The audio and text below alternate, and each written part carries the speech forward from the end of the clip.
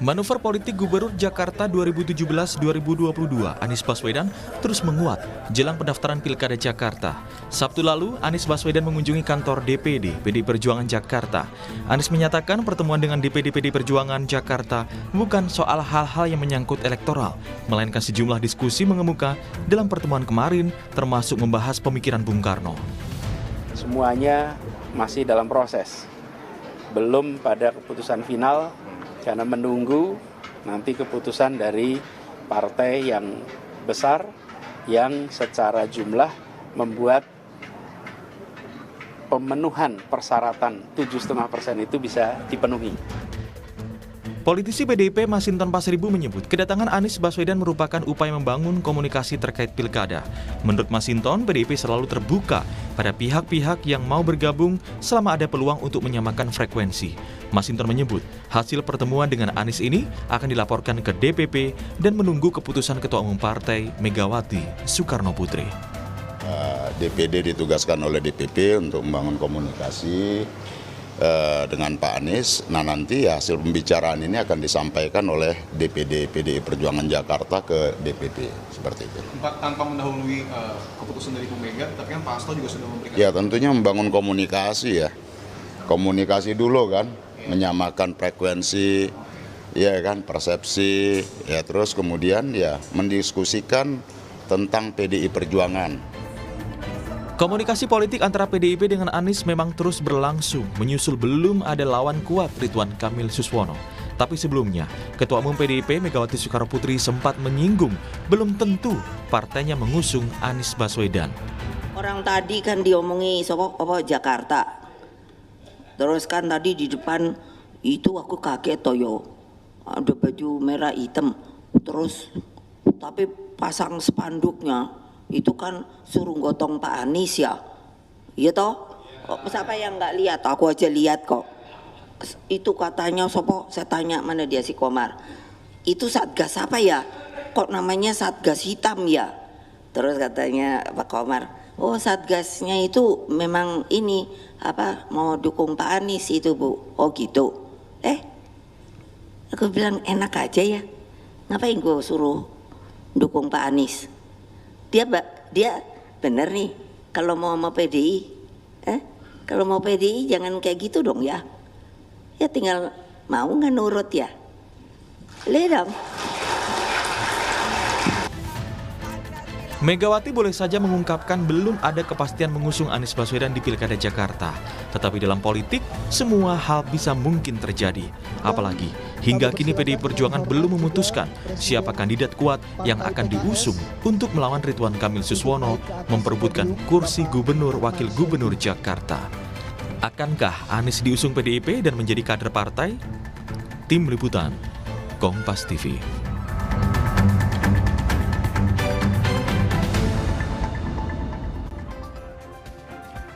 Saudara, hingga kini PDI Perjuangan belum memutuskan kandidat yang akan diusung di Pilkada Jakarta.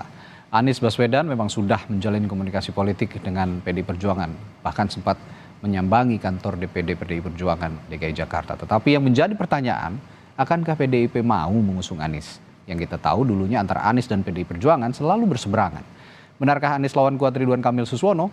Pagi ini juga kita akan bahas dengan sejumlah narasumber, diantaranya politisi PDI Perjuangan Aryo Seno Bagaskoro, Wakil Ketua Umum DPP Partai Golkar Ahmad Doli Kurnia, dan pakar komunikasi politik sekaligus Direktur Indo Strategik Ahmad Khairul Umam. Selamat pagi Bapak-Bapak. Selamat pagi. Assalamualaikum warahmatullahi wabarakatuh. Waalaikumsalam warahmatullahi wabarakatuh. Saya ke Mas Seno dulu. Mas Seno, ya, berapa besar sih kemungkinan Anies Baswedan ini diusung PDI Perjuangan setelah melihat langkah Anies Baswedan berkunjung ke PDI Perjuangan, namun sebelumnya juga ada pernyataan Ibu Ketua Umum bahwa jika mau diusung PDI Perjuangan ya harus nurut dong. Bagaimana soal ini?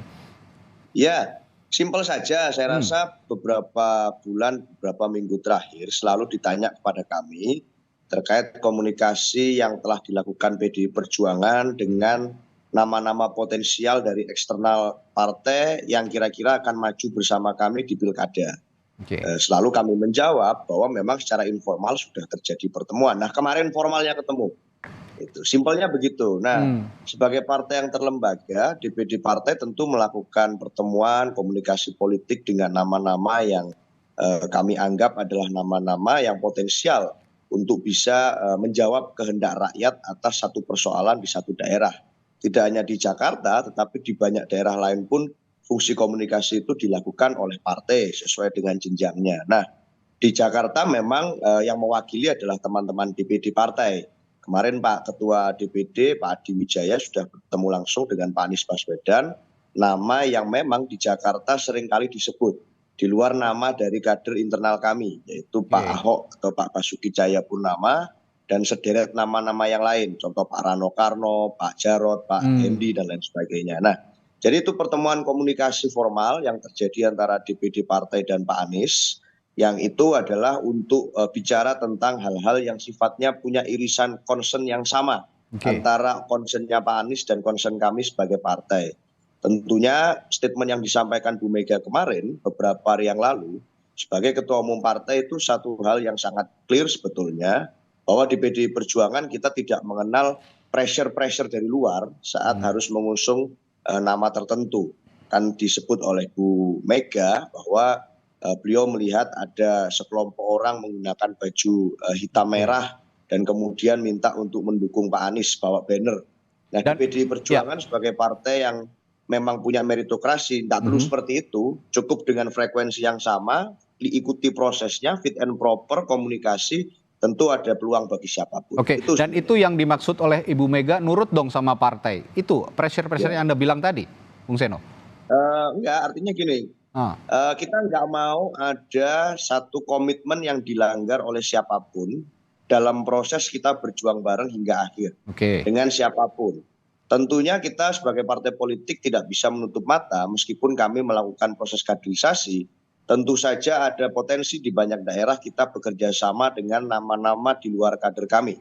Sehingga tentu diperlukan satu kesepakatan dan kesepahaman komitmen sampai selesai masa memimpin, pada saat memutuskan bersama dengan PDI Perjuangan, maka ada rambu-rambunya. Saya rasa di semua partai yang lain juga ada hal-hal semacam ini. Nah, di kami rambu-rambunya saya kira tegas, yaitu konstitusi, ideologi Pancasila, komitmen terhadap kebangsaan, terhadap kebinekaan, komitmen terhadap nilai-nilai demokrasi, yang itu saya rasa berlaku umum, tidak hanya eksklusif untuk Pak Anies, tapi untuk semuanya. Nah, mau nurut atau enggak, maksud dari kata-kata itu adalah koridornya di sana. Bisa enggak nurut sampai akhir dengan itu dan tidak berkhianat dengan nilai-nilai tersebut. Sesimpel itu. Ya, kalau melihat sisi ideologi seperti yang Anda ungkapkan, apakah memang sosok Anies Baswedan ini terlalu jauh dengan ideologi PDI Perjuangan? Faktanya memang secara historis kan ada rekam jejak kami pernah berkontestasi di Pilkada Jakarta, di Pilgub sebelumnya. Dan tentu saja masyarakat Indonesia pada umumnya masih mengingat apa yang terjadi pada waktu itu, kontestasi yang sedemikian keras. Tetapi kita tentu saja tidak berjalan di ruang hampa politik. Antara Pilgub DKI di waktu itu dengan Pilgub Jakarta saat ini, itu terjadi berbagai macam dinamika politik. Termasuk yang sangat signifikan misalnya adalah Pilpres 2024 kemarin. Yang mana memang secara informal setelah kami menjalani situasi tersebut, kami berkomunikasi dengan Pak Anies pada waktu itu secara informal, ada situasi concern yang sama tentang bagaimana kita perlu menjaga nilai-nilai demokrasi tanpa privilege tertentu. Bagaimana kita harus menjaga semangat reformasi tentang anti nepotisme misalnya. Yang itu kemudian kami sepakati sebagai hal yang perlu untuk disoroti. Nah, contoh dinamika semacam itu tentu terjadi. Artinya tidak ada ruang hampa politik dan masing-masing basis konstituen juga memahami itu. Saya rasa itu. Baik, Pak Doli, setelah pasca batalnya revisi Undang-Undang Pilkada disahkan oleh DPR, ini kan memunculkan kembali menguat kembali Anies Baswedan ini bisa diusung di Pilkada Jakarta. Mungkin juga oleh PDI Perjuangan yang kita bicarakan pagi hari ini.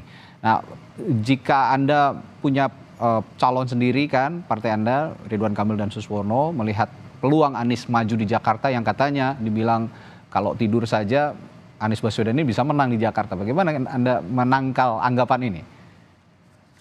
Ya, pertama saya mau koreksi dulu, saya tidak lagi wakil ketua umum ya Oke, oke. di Partai Golkar. Yang kedua, soal kontestasi Pilgub di Jakarta ini sebetulnya kan kami sejak awal mempersiapkan Ridwan Kamil di Jakarta. Ketika kami memutuskan Ridwan Kamil di Jakarta dan kemudian berproses bersama-sama dengan Silakan, Bung Doli. Sama-sama dengan partai politik yang lain sampai kemudian ketemu pasangan dengan Pak Suwono itu dengan kalkulasi yang cukup matang ya. Kita juga sudah siap ya lahir dan batin untuk menghadapi kompetisi di Jakarta itu apapun situasinya. Nah, apalagi sekarang kita sudah sama-sama tahu bahwa akibat putusan Mahkamah Konstitusi itu memungkinkan ya bukan hanya di Jakarta, semua daerah untuk muncul calon-calon baru. Walaupun sebetulnya calon baru itu mungkin bukan calon yang baru mulai dari awal ketika putusan Mahkamah Konstitusi muncul gitu ya. Tetapi misalnya pasangan calon atau calon-calon yang selama ini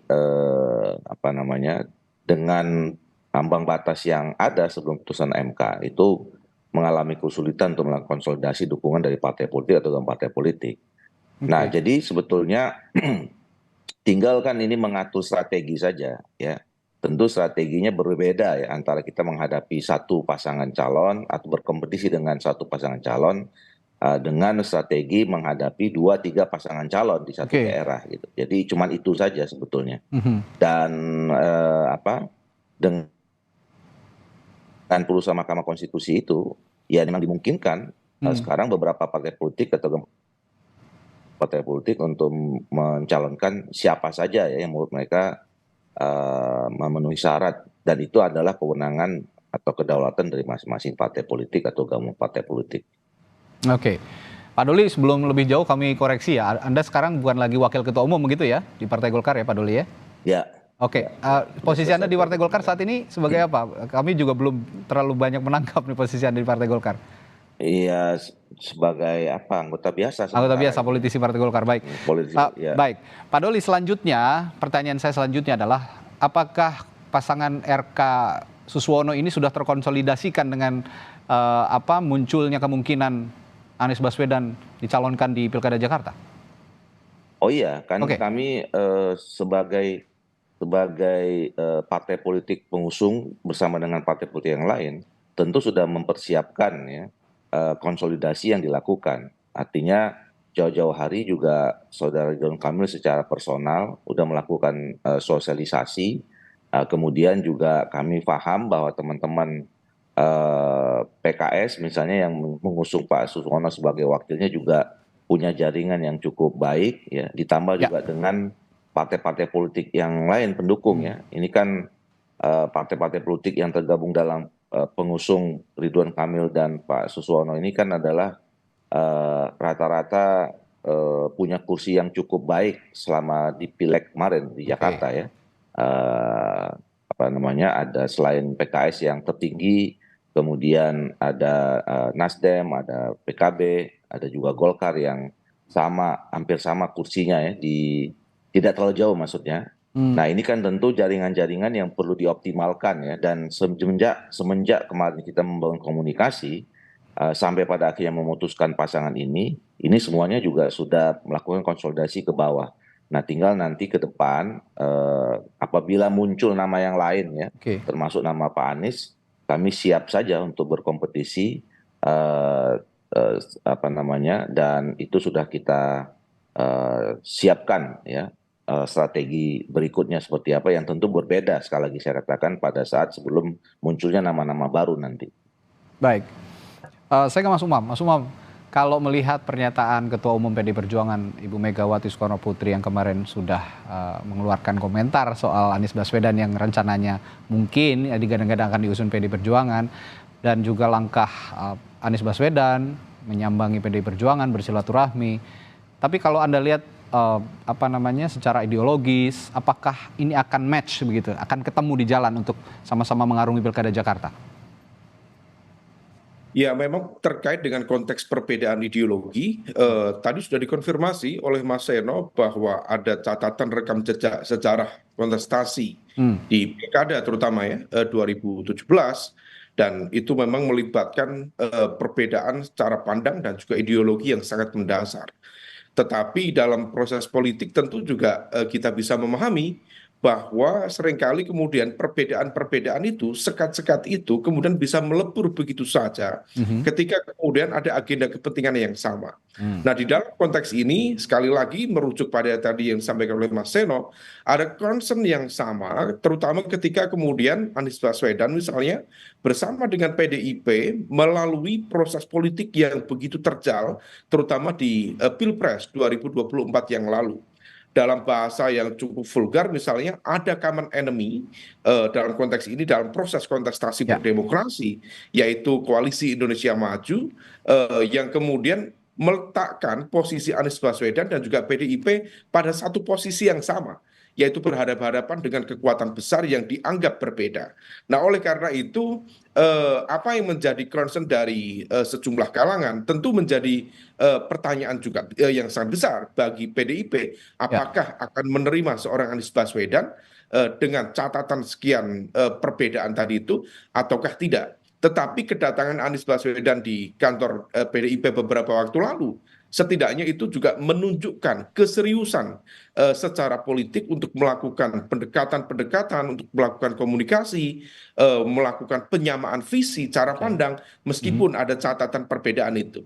Nah, yang menjadi concern, kalau misal kemudian Anies Baswedan bersama PDIP bergabung menjadi satu, tentu ini akan menjadi sebuah kekuatan yang cukup unik. Karena bagaimanapun juga ini akan meleburkan sekat-sekat perbedaan tadi itu. Ada narasi rekonsiliasi ideologis yang kemudian bisa diciptakan. Tetapi juga di saat yang sama kita mencermati Anies Baswedan sendiri memiliki basis pemilih loyal yang sebenarnya agak overlap dengan PKS. Basisnya tentu tidak jauh dari Jakarta Timur, kemudian Jakarta Selatan, dan juga Jakarta Pusat. Sementara PDIP sendiri memiliki basis kekuatan yang cukup mengakar, termasuk Jakarta Utara, Jakarta Barat. Jadi secara elektoral saling mengisi. Tetapi problemnya, kalau misal kemudian ini dilakukan penyatuan, kalau misal kemudian tidak terjelaskan secara optimal dengan baik, nah bisa saja kemudian terjadi perbedaan cara pandang pada level grassroots, pada level basis pemilih loyal.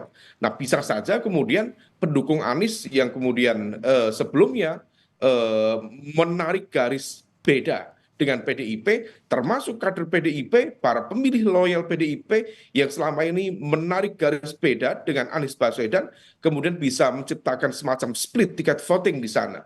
Nah, perbedaan ini yang kemudian kalau misal dikelola, tentu akan bisa menjadi kekuatan. Tetapi kalau misal tidak terkelola dengan baik, tidak terkomunikasikan dengan baik, maka bisa menjadi sebuah political suicide atau politik bunuh diri karena perbedaan yang tidak terkelola tadi. Nah, semuanya akan bergantung pada proses komunikasi antara Anies Baswedan dengan PDIP.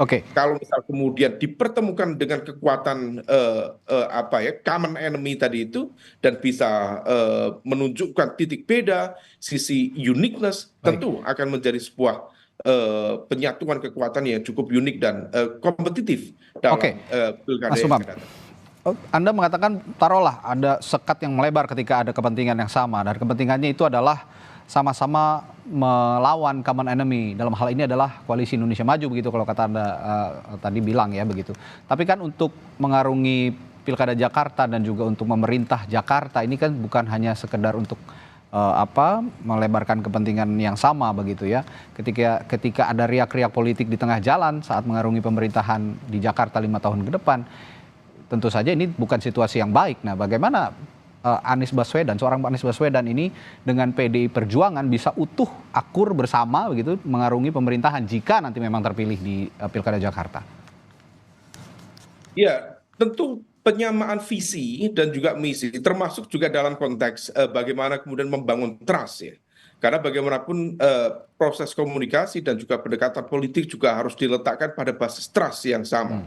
Maka statement-statement dari para elit PDIP sebagian yang kalau misal kita dengarkan ada juga yang agak sumbang gitu. Misalnya Pak Basarah beberapa waktu lalu menyampaikan kader sendiri saja bisa berkhianat. Ini kan sebenarnya mafhum mukhalafah ya, logika terbalik. Apalagi yang bukan kader sendiri. Nah tentu ini menciptakan sebuah pertanyaan besar. Tentu bagi komitmen, juga loyalitas, dan juga militansi dalam konteks menjaga nilai-nilai yang selama ini dipegang oleh PDIP. Tetapi kalau misal kemudian proses itu bisa berjalan dengan baik, tentu ini menjadi sebuah peluang yang cukup unik, terutama dalam konteks pertarungan dan juga perbedaan ideologis, karena dalam proses pasca pilkada DKI, Mas Anies itu sering diidentikan dengan kekuatan Islam kanan konservatif, lebih memiliki kedekatan dengan PKS dan sebagainya. Tetapi kalau misal sekarang bisa bergabung dengan PDIP, tentu ini menjadi sebuah warna baru, Anies merah, Anies yang lebih dekat dengan PDIP. Dan ini akan menarik posisi ideologis Anies Baswedan dari yang semula pada konteks kanan konservatif, kemudian bergeser pada posisi tengah nasionalis, atau bahkan dalam konteks tertentu kalau misal kemudian PDIP melakukan akselerasi dalam proses perbedaan-perbedaan ideologi tadi, dalam bahasa Pak Fedi Hadis itu ultranasionalis atau nasionalis kanan, tetapi dengan core besar isu-isu nasionalisme. Nah ini yang kemudian tentu akan dibangun dan prosesnya harus alamiah, tidak bisa kemudian diformat sedemikian rupa, dicitrakan sedemikian rupa. Kalau misal kemudian basisnya itu politically engineered, tentu itu tidak begitu natural dan tidak begitu kuat. Tetapi kalau bisa dilakukan secara ilmiah, secara alamiah, tentu akan menarik untuk di dalam prosesnya. Ya, Mas Umam tadi mengatakan suara sumbang masih ada sebenarnya di internal PDI Perjuangan. Ketika salah satu contoh tadi dari Mas Umam, ada internal PDI Perjuangan yang mengatakan bahwa kader sendiri saja bisa berkhianat, apalagi bukan kader gitu ya. Nah, suara-suara sumbang ini sepertinya memang menjadi trauma politik sendiri bagi PDI Perjuangan setelah mengarungi Pilpres kemarin. Nah, saya nanti setelah jeda akan bertanya ke Bung Seno, apakah trauma politik ini bisa disembuhkan dan bagaimana trauma healing yang dilakukan PDI Perjuangan terutama untuk mengusung calonnya di Pilkada Jakarta termasuk Anies Baswedan. Sesaat lagi di Sapa Indonesia Pagi, tetaplah bersama kami.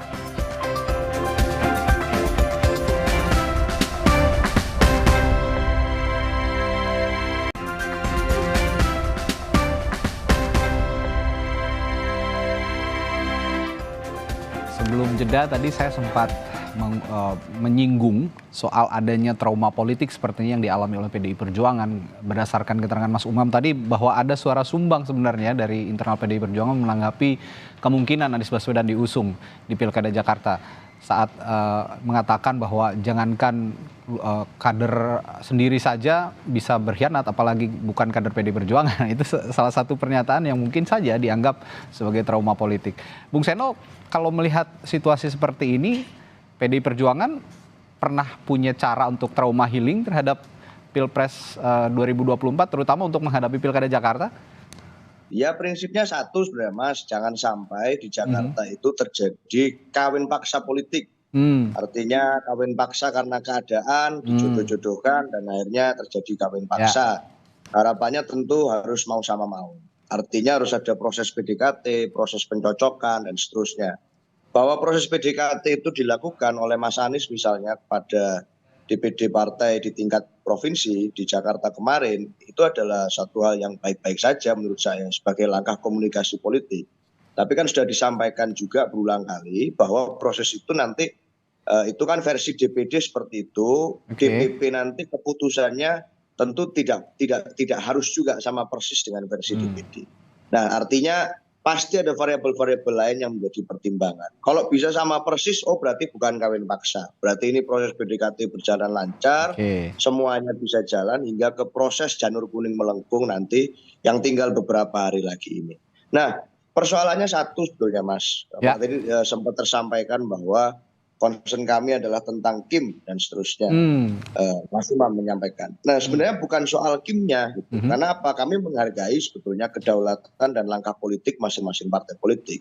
Soalnya satu yang kami jadi bahan persoalan pembahasan kami dan misalnya Mas Anies ya dalam irisan pembahasan itu adalah tentang intervensi Raja Jawa itu aja sebenarnya. Artinya langkah politik Kim yang terjadi apabila itu berjalan secara natural, tentu kami hargai dan angkat topi. Itu hak prerogatif masing-masing partai politik untuk menentukan sikap. Tapi saat ada intervensi Raja Jawa di sana, aktor non partai yang cawe-cawe di luar itu, tentu ini jadi satu persoalan yang bermasalah. Faktanya teman-teman dekat Mas Anies yang mengusung di Pilpres kemarin, artinya kawan-kawan partai politik yang mengusung Mas Anies itu satu persatu meninggalkan beliau kok di dalam Pilkada Jakarta ini. Jangan-jangan ada Raja Jawa di balik itu. Nah, itulah yang kemudian jadi persoalan yang mana membuat concern kita jadi ketemu. Ada irisan. Faktanya waktu kemarin itu terjadi di mana-mana, metodologi survei membaca, diskursus mencermati nama-nama seperti Mas Anies, nama seperti Pak Ahok yang dianggap sebagai simbol antitesa dari intervensi Raja Jawa itu sangat kuat di Jakarta. Jadi itu cerminan yang sedang kita baca. Artinya saat ini visi PD Perjuangan dengan Anies Baswedan sudah ada kesamaan untuk sama-sama menepis intervensi Raja Jawa yang Anda katakan tadi? Dalam hal urusan itu ya concernnya sama. Tetapi tentu kan variabelnya multiple. Nah itu yang kami cocokkan. Apakah added value yang lain itu bisa matematika politiknya 1 + 1 sama dengan 2 atau malah nanti sampai ke kesimpulan yang lain-lain. Ini yang terus kita pertimbangkan. Nah, itu tadi yang saya maksud bahwa selain kesamaan kepentingan, tapi juga dalam mengarungi pemerintahan ke depan, gitu 5 tahun ke depan, tentu saja ini harus di-maintain situasi politik ini. Begitu ya, Bung Seno kira-kira? Ya, artinya kalkulasi politiknya kan bukan hanya how to win, tapi juga how to govern. Nah, itu yang diberikan concern oleh Bu Ketua Umum, apakah bisa nurut sama kebijakan partai, sama platform perjuangan partai, sama ideologi partai dan komitmen-komitmennya. Kalau di kader internal sudah ada internalisasi, sekolah partai, kaderisasi, dan seterusnya. Itu saja kadang-kadang masih ada yang balelo. Apalagi yang ini dari nol.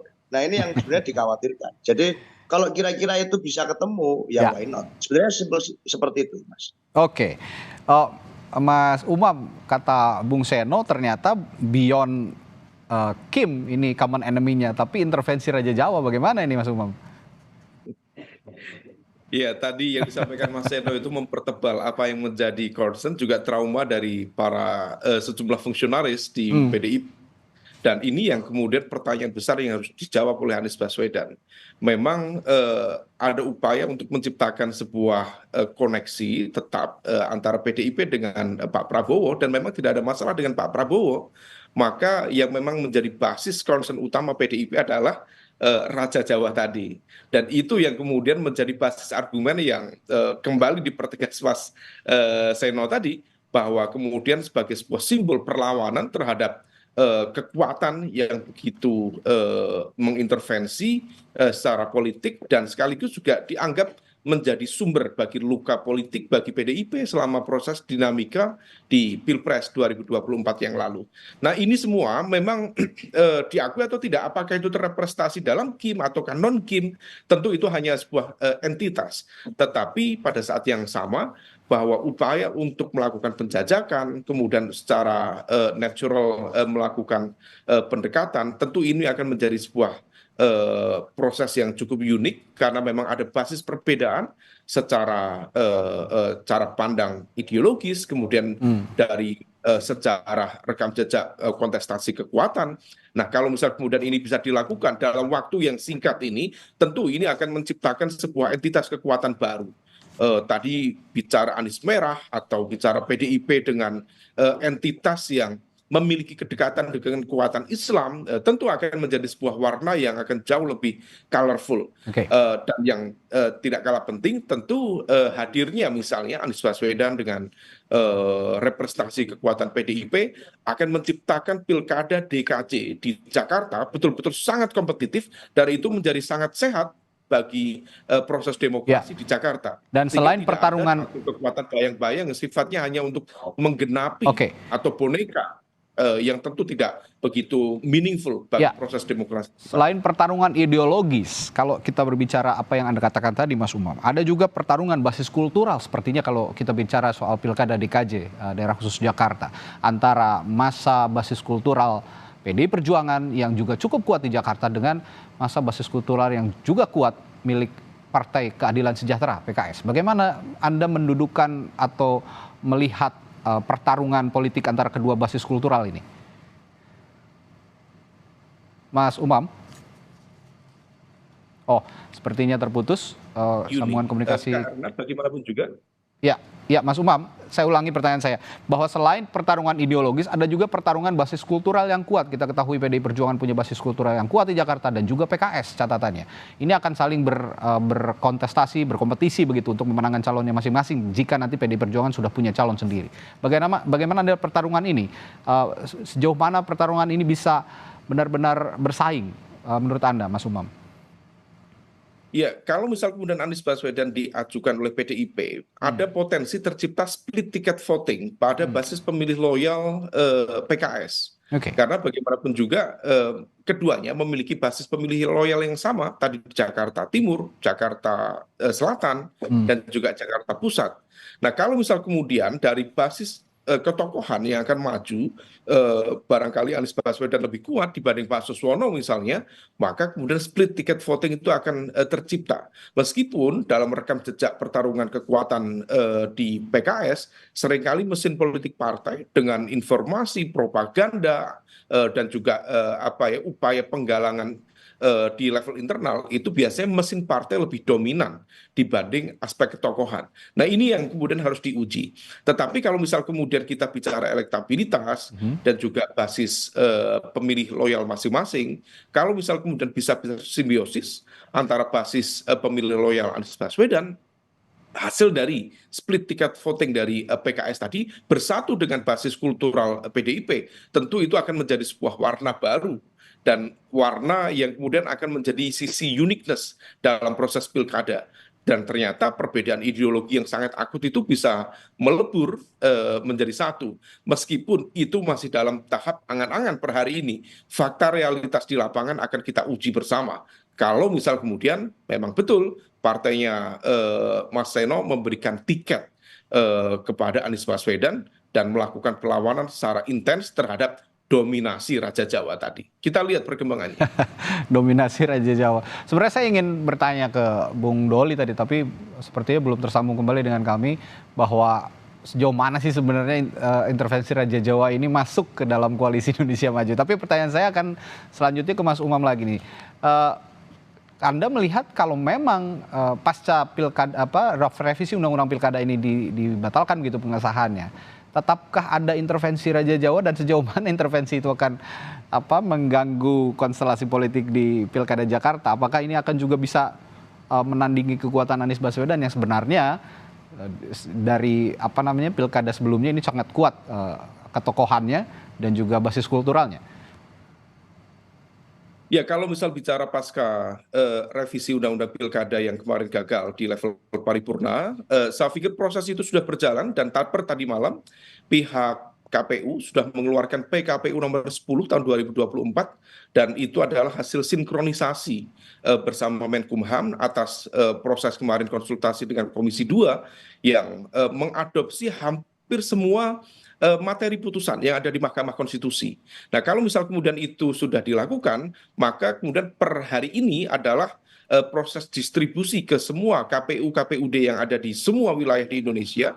Dan kalau misal kemudian itu sudah dilakukan, seharusnya besok sudah memasuki fase baru dalam konteks proses pendaftaran sampai tanggal 29.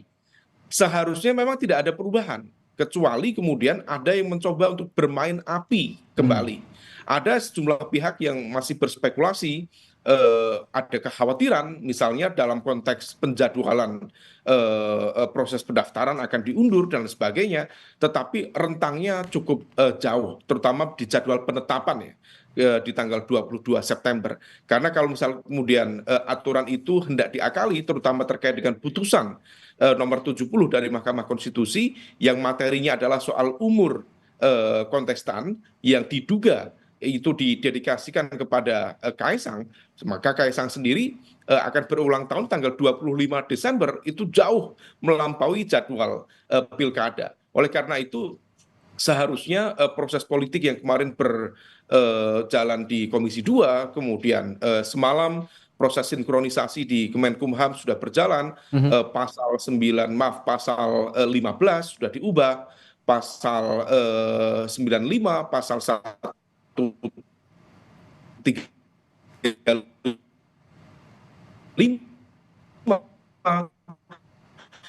Ya. Pasal 139 sanksikan dia disangkakan dari gerakan civil society kemarin sudah cukup menjadi sebuah political warning bagi siapa.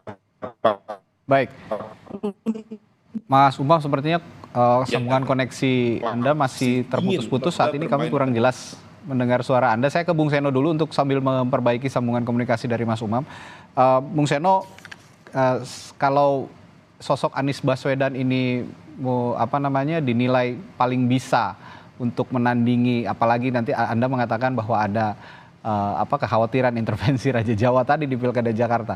Nah, kalau pertanyaan selanjutnya, apa selain Anies Baswedan ada yang bisa menandingi kepentingan intervensi dari Raja Jawa itu, Bung Seno? Ya, kita punya kader-kader yang nggak kalah top chair juga, Mas. Artinya secara survei, secara pengalaman panjang di Jakarta itu juga identik dengan Jakarta. Pak Ahok misalnya itu yang paling sering dibahas oleh orang. Gitu. Nah, kalau bicara di posisi cawagup misalnya yang mencuat dari arus bawah itu macam-macam sekali, itu semakin banyak. Malah ada Rano Karno, ada Hendrar Priyadi, Jarod Saiful, Mas Prasetyo Edy, itu the list goes on and on and on. Jadi ini banyak sekali kalau bicara tentang kader PDI Perjuangan di Jakarta. Memang Mas Anies ini jadi kasus extraordinary, special case, karena satu, ini diusulkan dari internal kami, yaitu dari DPD PDI Perjuangan Jakarta, yang sehari-hari memang mengurus Jakarta, mengusulkan kepada DPP partai untuk mengusung Mas Anies. Satu. Yang kedua, di dalam berbagai survei juga dua orang yang namanya selalu sangat tinggi di semua survei, termasuk Pak Anies dan Pak Ahok, tetapi dalam percaturan kompetisi pendapatan rekom dari partai-partai politik tidak ada yang melirik. Jadi Mas Anies dan Pak Ahok ini menarik ini. Di Jakarta namanya sangat kompetitif tapi kondisinya seperti itu. Nah, sehingga saya jadi ingat gitu, dengan sebuah istilah anak-anak zaman sekarang, ini kalau sesama Gen Z ini, pernah punya teman toksik yang sama, mantan yang sama-sama toksik, jangan-jangan bisa akur ini. Karena saling tahu ceritanya gitu. Nah, ini aja persoalannya yang kemudian sampai pada kesimpulan kita hari ini, kenapa kok kemarin Mas Anies melakukan kunjungan ke PDI Perjuangan Jakarta. Tapi yang saya tertarik juga, Bung Seno, yang saya tertarik ini, saya kerucutkan Saya kerucutkan kepada wacana Anies Rano Karno. Sebenarnya ini menarik sekali karena faktor ideologis, faktor kultural, dan elektoral sebenarnya semuanya terpenuhi kalau memang pasangan ini jadi diusung. Terutama Rano Karno juga yang merupakan kader PDI Perjuangan bisa menjaga ideologi partai sebenarnya jika memang tetap mengusung Anies Baswedan di Pilkada Jakarta. Sejauh mana pasangan ini menguat di internal? Ya menguat itu muncul dari arus bawah awalnya. Jadi poster muncul akan ada pasangan ini gitu. Dan partai mencermati betul antara Pak Anies dan Sidul, anak Betawi. Gitu. Tapi juga misalnya ada yang mengusulkan dari arah Semarang, itu Mas Hendrar Priyadi. Kita kan pernah tuh mengusung wali kota Solo. Ini jangan-jangan wali kota Semarang lebih paten ini daripada wali kota Solo. Jadi kita hitung-hitung juga kalkulasinya Mas Hendrar Priyadi. Gitu. Dia sangat dikenal lah di Jawa Tengah dan punya kepemimpinan yang sangat diterima. Sehingga ini paduannya masih sangat kita lakukan pendalaman, tapi saya bisa pastikan dalam waktu sangat dekat saya rasa sudah akan dideklarasikan dan diumumkan pasangan dari PDI Perjuangan. Tapi saya masih tetap tertarik dengan wacana pasangan Anies Rano ini. Saya akan tanyakan ke Mas Umam karena ini di arus bawah yang saya tanyakan gitu ya, saya berinteraksi, bersosialisasi dengan orang-orang. Pasangan ini yang paling banyak dibicarakan sepertinya di tataran publik. Mas Umam melihat pasangan ini apakah juga potensial untuk diusung? Ya potensi tentu ada, karena bagaimanapun juga peluang untuk mengusung nama calon gubernur dan juga wakil gubernur juga sudah di-grant oleh Mahkamah Konstitusi, PKPU-nya sudah ada. Tetapi tentu kalkulasi sekali lagi akan ditentukan oleh PDIP. Dan kalau misal kemudian tadi Anies Rano bisa diusung, tentu itu akan menjadi sebuah lawan yang sangat kompetitif bagi Ridwan Kamil dan juga Suswono di Pilkada Jakarta yang akan datang. Baik, ini yang jadi dinantikan juga rencananya hari ini ya, betul ya Bung Seno, akan ada pengumuman calon kepala daerah juga dari PDI Perjuangan, terutama dari Jakarta, apakah hari ini juga? Ya rencananya kan besok sudah mulai pendaftaran. Artinya hari ini ya Pilkada Jakarta diumumkan ya? Dan kemungkinan besar hari ini. Kita tunggu bersama. Jangan-jangan tanggal hari ini. Baik, ini yang sangat dinanti publik. Apakah betul perkiraan publik yang selama ini dibicarakan Anies Baswedan Rano Karno akan diusung PDI Perjuangan di Pilkada Jakarta? Kita nantikan nanti hari ini yang akan langsung diumumkan oleh Ketua Umum PDI Perjuangan Megawati Soekarno Putri. Terima kasih para narasumber saya hari ini. Ada Aryo Seno Bagaskoro dari PDI Perjuangan dan juga Mas Ahmad Horil Umam, pengamat politik dari Universitas Paramadina Jakarta. Terima kasih Bapak-Bapak, sehat selalu, sampai ketemu lagi. Terima kasih.